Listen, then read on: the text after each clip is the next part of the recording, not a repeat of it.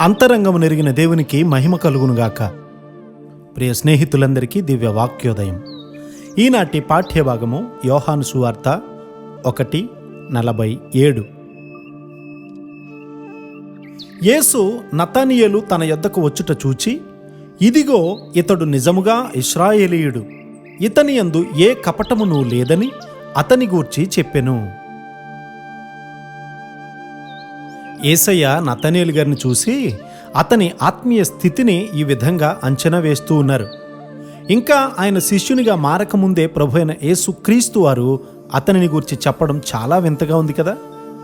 ఒక వ్యక్తి దేవుని వాక్యానికి లోబడి భయముతోనూ వణుకుతోనూ దేవుని ఎదుట నడుచుకోవాలని తన హృదయంలో నిశ్చయించుకున్నప్పుడు దేవుని ఆత్మ అతనిని శుద్ధీకరించి అతనిని యేసయ్య నొద్దకు నడిపిస్తాడు.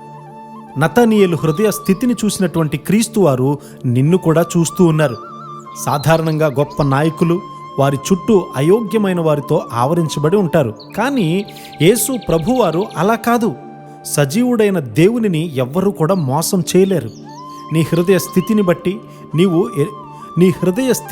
నీవు ఎన్నుకోబడతావు.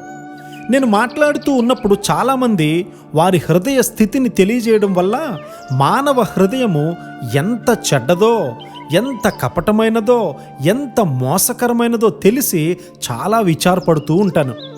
మానవ హృదయ స్థితి ఎంత క్లిష్టమైనదంటే చెడు తలంపులు, చెడు కోరికలతో నిండిపోయి ఉండడమే కాదు కానీ ద్వేషము, పగ, అసూయ, కక్ష అనే వాటి క్రింద అణచబడి ఉంటుంది. అలాగే దురాశ, ధనాశ, లోభత్వము అనేటువంటి లోతైన ఆశలు ఉండడం వల్ల మనిషి అపజయాల పాలు అవుతూ ఉన్నాడు.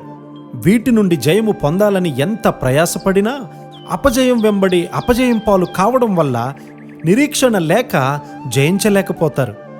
అలాంటి వారు యేసయ్య దగ్గరకు వచ్చి విశ్వాసంతో పశ్చాత్తాపపడినప్పుడు రక్షకుడైన దేవుడు మనకు విడుదలిస్తాడు. మారు మనసు పొందిన తరువాత నూతన జీవితం ప్రేమతో నిండి ఉండడం వల్ల కపటము, కుయుక్తికి తావుండదు. దేవుని ప్రేమతో హృదయం నింపబడి ఉండడం వల్ల ఇంటిలో కానీ దేవుని పిల్లల మధ్యలో కానీ మోసానికి, కపటానికి స్థలం ఉండకపోవడం అనేది ఎంతో ధన్యకరం. కపటము లేనటువంటి వారు ఎంతో బలముగా, నమ్మకమైన వారుగా ఉంటారు. అట్టి కృపాధన్యత మనకు దేవుడు సంపూర్ణముగా అనుగ్రహించునుగాక. ఆమేన్.